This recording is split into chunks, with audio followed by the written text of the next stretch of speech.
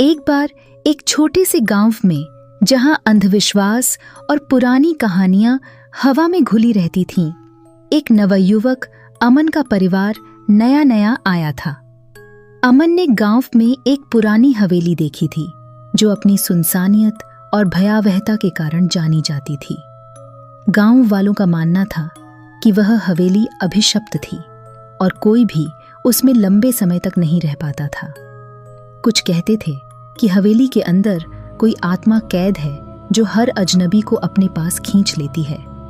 लेकिन अमन को इन बातों पर यकीन नहीं था। उसे हमेशा से ऐसी चीजों में दिलचस्पी थी जो दूसरों को डराती थी।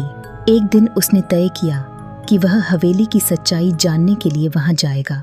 अमन रात के अंधेरे में बिना किसी को बताए हवेली में दाखिल हो गया। हवेली में प्रवेश करते ही उसे अजीब सी ठंडी हवा का एहसास हुआ, मानो किसी ने उसकी उपस्थिति को महसूस किया हो। जैसे ही उसने अंदर कदम रखा, उसे एक अनजान स्त्री की हल्की सी हंसी सुनाई दी। अमन ने सोचा कि शायद ये उसकी कल्पना मात्र है, परंतु वह आगे बढ़ता गया। हवेली में पुराने फर्नीचर, टूटे फूटे शीशे और धूल की मोटी परतों ने उसका स्वागत किया। दीवारों पर लगे पुराने चित्रों में से एक चित्र ने उसका ध्यान खींचा। वह एक स्त्री का चित्र था जिसकी आंखें सीधे उसकी तरफ देख रही थीं। अमन ने महसूस किया कि वह चित्र मानो उसे जानता हो, उसकी हर हरकत पर नजर रख रहा हो। उसने अपने डर को दबाने की कोशिश की और धीरे धीरे हवेली के अंदर की ओर बढ़ता चला गया। अचानक अमन के सामने एक छाया उभर कर आई और वह चीखते हुए पीछे हट गया। उसे अपने कानों में एक धीमी आवाज सुनाई दी जो उसे हवेली छोड़ देने का संकेत दे रही थी। लेकिन जिज्ञासा और साहस ने उसे रोके रखा। आगे बढ़ते हुए उसने एक दरवाजा देखा जो किसी तहखाने की ओर जाता था। उसके कदम अपने आप उस ओर बढ़ने लगे।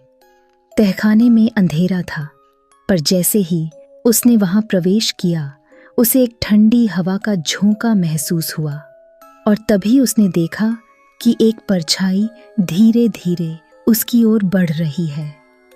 अमन ने डरते डरते उस परछाई से पूछा, तुम कौन हो? तभी एक कर्कश आवाज गूंज उठी, मैं वही हूं जिसे सबने भुला दिया। मैं इस हवेली की आत्मा हूं। वह आत्मा एक महिला की थी जिसका नाम रजनी था। कई साल पहले रजनी इसी हवेली में रहती थी, लेकिन गांव वालों के अनुसार वह अचानक ही गायब हो गई थी और तभी से इस हवेली को अभिशप्त मान लिया गया था। रजनी ने अमन को अपनी कहानी सुनाई कि कैसे उसकी हत्या कर दी गई थी और उसकी आत्मा को यहाँ कैद कर दिया गया था।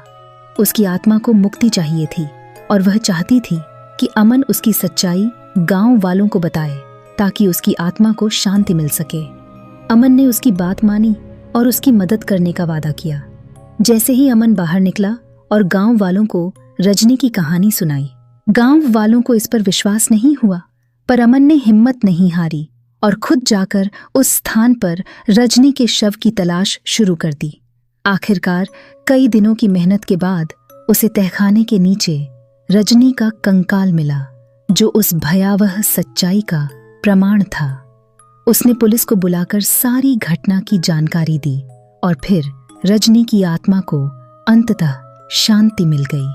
लेकिन इससे पहले कि उसकी आत्मा अमन से विदा लेती, उसने अमन को आशीर्वाद दिया कि उसकी जीवन में कभी कोई बाधा नहीं आएगी। अंत में अमन ने उस हवेली को छोड़ दिया और गांव लौट आया।